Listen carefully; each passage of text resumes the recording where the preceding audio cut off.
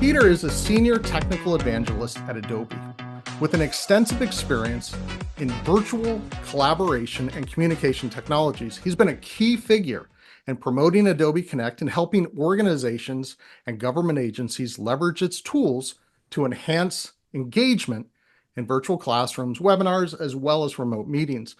Peter's trusted expert on synchronous technology solutions and has played a significant role in shaping the adoption of these technologies. So, Peter, again, thank you so much. I'd love to just jump right into it and give you this question, if that's okay. Sure. The question that we have for you today is, what are some of the most creative and effective techniques virtual classroom instructors use to boost learning engagement?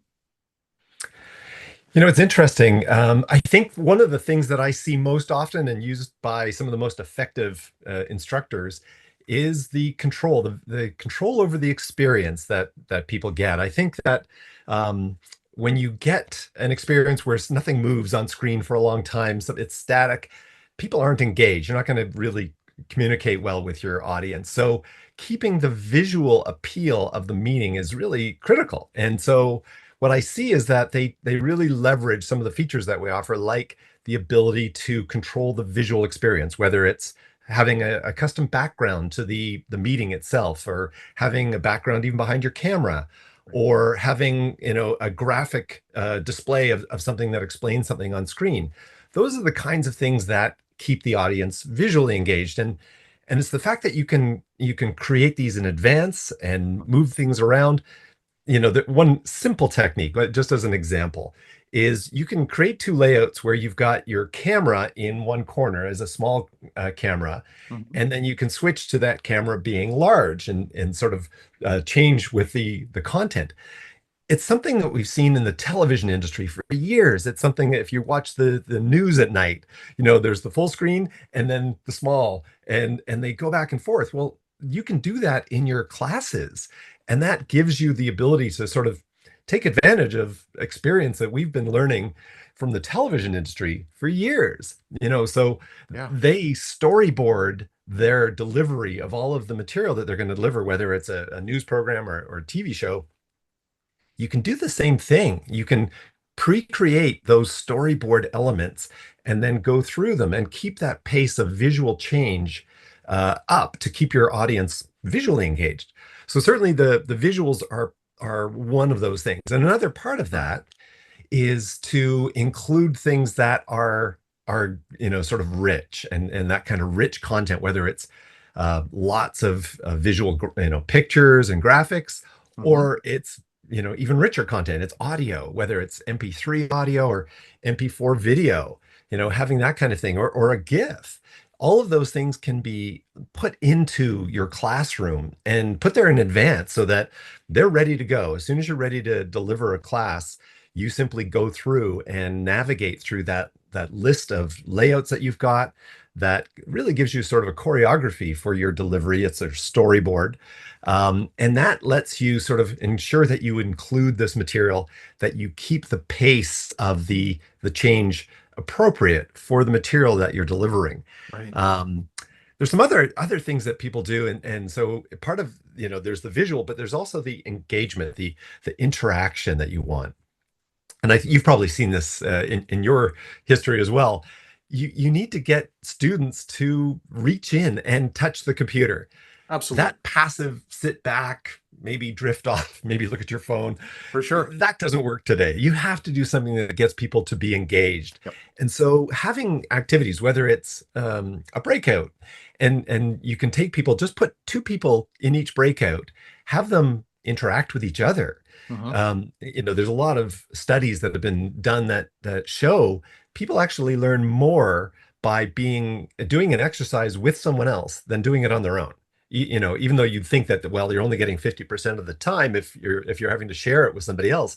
Right. No, in fact, the sum is greater than the parts, because you learn from each other, and that actually improves the learning experience. So even doing something simple like a breakout, just in pairs, is really a fantastic type of activity that gets that engagement, gets that learning outcome that you're looking for. And that's true of many different things. You could do gamification in your classes, whether it's bringing in an activity. It could be as simple as whiteboarding. That's sort of very simple activity. Bring in something you can whiteboard on top of a graphic or on top of an image. Sure. Have people whiteboard to tell a story, to answer a question. Give them a basis to work from, but give them something to do. You don't want people to be sitting idle. You want them Right. to chat. You want them to ask questions. You want them to raise their hand or whiteboard. So anything you can do, and there's some other things you can do. You can have fun, like bring in a word cloud or a word search or one of those types of activities. It gets people to participate. Right. It gets them to feel like they are really part of the experience. And that actually strengthens all of those neurons that you're building that are connecting the information that you want people to remember with that activity. And we've talked about this before, the idea that there's auditory learning, there's visual learning, but there's the kinetic learning, the get your hands on and do things. And having an activity in the room that allows somebody to truly do that is really critical. The last thing, if I were to put in, in sort of big buckets, the first one being the visual, the second one being the interaction. The Mhm. third one is really something that puts people on the spot a little bit. It's assessment, and having the ability to maybe do a quiz. And in fact, a lot of our customers leverage the quiz multiple times within their session. They do it as a pre-test. Sure. So that's something that a lot of instructors want to know. Well, what am I dealing with? How many people are familiar with this topic? How many people need help? Good By doing a benchmarking. pre-test. Yeah. And then they can often do a knowledge check in the middle, and Yeah. they just want to, again, they want to sort of see, how are people doing? Am I Hmm. getting it? Did you get the material? Are you understanding it or not?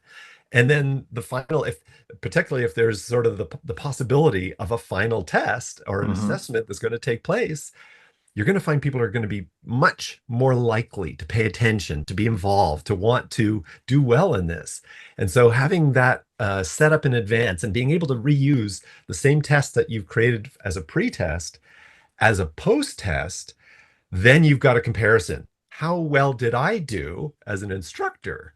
Did you learn Right. something? And I can Right. prove it by you doing that pre-test and post-test. I can look at the difference and say, aha, I made a difference today. I got Sure. my students to be involved, and I actually was able to verify that they learned the material that I wanted them to learn. So I kind of put those as big buckets of three different things that help someone. It's having the visual, getting involved and in interacting, and then verifying that the training took place. One of the things I've been an instructor for a long time, and what I've seen in my history is that a lot of times people become instructors just because they're good at doing something, right? Yeah. Hey, Yeah. I can build this widget really well, or I can sell really well, or I can whatever. And then the boss is like, hey, congratulations, you're also now the instructor. It's like, Yeah. And as you say, Rob, not everybody is born an instructor, but mhm, if you do have somebody within your organization who does have that kind of skill, they can be the person who is creating the environment that you will then use to deliver the class. And we see that in a lot of organizations where they have instructional designers, they have mhm, experts who know how to structure data, know how to sort of set things up in advance so that the instructors don't have to worry about that. They simply open up the classroom. It's ready to go. They have that storyboard. They have the material. And that gives a consistency to the training, if especially if you've got multiple instructors in a diverse geography or group of people.